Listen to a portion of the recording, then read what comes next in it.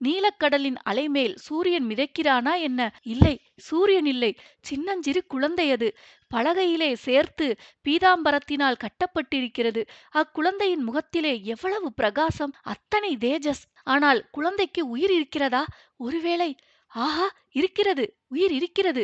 புயலுக்குப் பின் அமைதியடைந்த கடலில் லேசாக கிளம்பி விழும் இளம் அலைகளின் நீர்த்துளிகள் குழந்தையின் முகத்தில் விழும்போது அது கிளுக்கென்று சிரிக்கிறது. படகோட்டி அடங்காத ஆர்வத்துடன் அந்த பலகையின் அருகில் படகை செலுத்துகிறான். குழந்தையை தாவி எடுத்து கட்டை அவிழ்த்து மார்போடு அணைத்து மகிழ்கிறான். அவனுடைய மார்பின் ரோமங்கள் குத்திய காரணத்தினால் குழந்தை அழுகிறது. படகோட்டி படகுக்குள்ளே பார்க்கிறான். அங்கே கப்பலிலிருந்து இறக்கும் பண்டங்களை கட்டுவதற்காக அவன் அன்று காலையில் கொண்டு வந்து போட்ட தொண்டைக் கொடிகள் கிடக்கின்றன.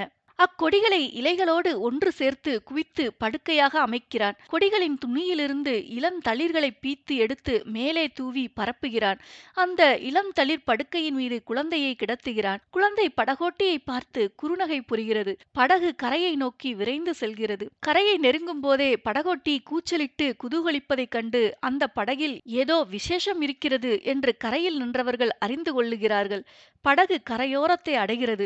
கரையில் நின்ற ஜனங்கள் திரண்டு வந்து படகை சூழ்கிறார்கள். தீர்க்க தரிசனம் கூறிய மகானும் வருகிறார். வந்து குழந்தையை பார்க்கிறார். பார்த்துவிட்டு, நான் கனவிலே கண்ட புதிய காஞ்சி மன்னன் இவன்தான். இவனுடைய சந்ததியார் காஞ்சி சிம்மாசனத்தில் வீற்றிருந்து 1000 ஆண்டுகள் அரசாளப் போகின்றனர் என்று கூறுகிறார். ஜனங்கள் ஆரவாரிக்கிறார்கள். திரைகடல் அளித்த தெய்வ குழந்தைக்கு அப்பெரியவர் இளந்திரையன் என்று பெயரிடுகிறார். தொண்டைக் கொடியின் மீது கண் வளர்ந்தபடியால் தொண்டைமான் என்ற பெயரும் இவனுக்கு பொருந்தும். இவனால் இனி காஞ்சி ராஜ்யத்துக்கு தொண்டை மண்டலம் என்று பெயர் வழங்கும் என்று தீர்க்க தரிசனமும் அவர் அருள்வாக்கிலிருந்து வெளிவருகிறது. வடமொழி புலவர் ஒருவர் இளந்தளிர்களின் மீது கிடக்கும் குழந்தையை பார்த்துவிட்டு அதற்கு பல்லவராயன் என்று நாமகரணம் செய்கிறார். அதை தமிழ் புலவர் ஒருவர் போத்தரையன் என்று பெயர்த்து கூறுகிறார். கவிஞர்கள் வருகிறார்கள்.